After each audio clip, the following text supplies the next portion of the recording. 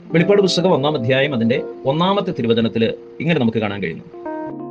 യേശുക്രിസ്തുവിന്റെ വെളിപ്പാട് വേഗത്തിൽ സംഭവിപ്പാനുള്ളത് തന്റെ ദാസന്മാരെ കാണിക്കേണ്ടതിന് ദൈവം അത് അവന് കൊടുത്തു. അവനത് തന്റെ ദൂതൻ മുഖാന്തരം അയച്ച് തന്റെ ദാസനായ യോഹന്നാന് പ്രദർശിപ്പിച്ചു.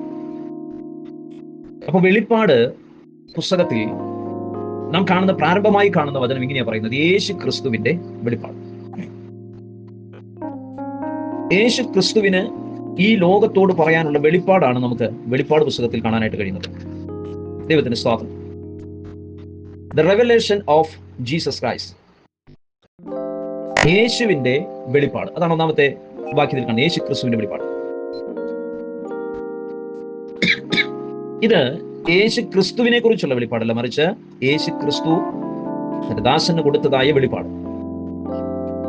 ദൈവത്തിന് സ്തോത്രം. യേശു ക്രിസ്തു തന്റെ ദാസനായിരിക്കുന്ന യോഹന്നാന് കൊടുത്തതായ വെളിപ്പാട്. ഇനി ആ ഭാഗമെല്ലാം നമ്മൾ മുൻപോട്ട് ചിന്തിച്ച് കടന്നു വരുമ്പോൾ ഈ വെളിപ്പാട് അല്ലെങ്കിൽ റെവലേഷൻ എന്നതായ പദത്തിന് അപ്പോകാലിപ്സ് എന്നതായിരിക്കുന്ന വേർഡാണ് നമുക്ക് കാണാൻ കഴിയുന്നത്. അപ്പോകാലിപ്സ് എന്ന് പറഞ്ഞാൽ അപ്പോ, 2 വേർഡാണത്. അപ്പോ എന്ന് പറഞ്ഞു കഴിഞ്ഞാൽ അകത്ത് എന്നർത്ഥം വരുന്നതാണ്. 2 കാലിപ്പസ് എന്ന് പറയുന്ന 2-ാമത്തെ ഭാഗം, അതിന് മൂടുപടം. അപ്പോ അനാവരണം ചെയ്യുക,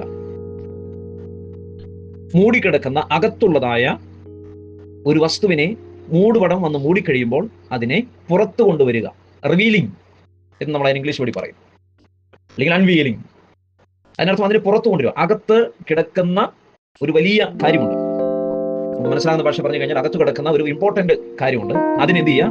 പുറത്തു കൊണ്ടുവരിക. മൂടുപടത്തെ മാറ്റി പുറത്തു കൊണ്ടുവരിക. അതാണ് അപ്പോകാലിപ്സ് എന്ന് പറയുന്ന വേർഡിന് അർത്ഥമാക്കുന്നത്. അതിന് ഇംഗ്ലീഷ് വേർഡാണ് നമ്മൾ പറയുന്നത് റെവലേഷൻ. റെവലേഷന്റെ മലയാളമാണ് വെളിപ്പാട്. അപ്പോൾ വെളിപ്പാട് എന്ന് പറഞ്ഞാൽ എന്താണ്?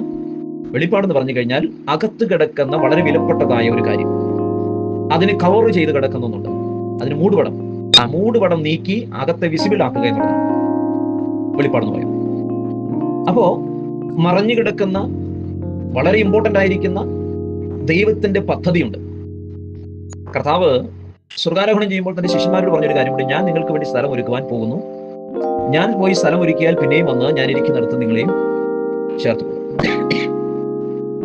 ഈ കർത്താവ് ഒരുക്കാൻ പോകുന്നതായ ഈ വാസസ്ഥലത്തെ കുറിച്ച് ആ ഒരൊറ്റ വേർഡിൽ അല്ലെങ്കിൽ ഒരൊറ്റ വാക്യത്തിൽ അത് നിർത്തുമ്പോൾ യോഹന്നാനുണ്ടായ ഒരു ആകാംക്ഷയാണ് എന്താണ് കർത്താവ് പറഞ്ഞ ആ വേർഡിനകത്ത് കിടക്കുന്ന കാര്യം.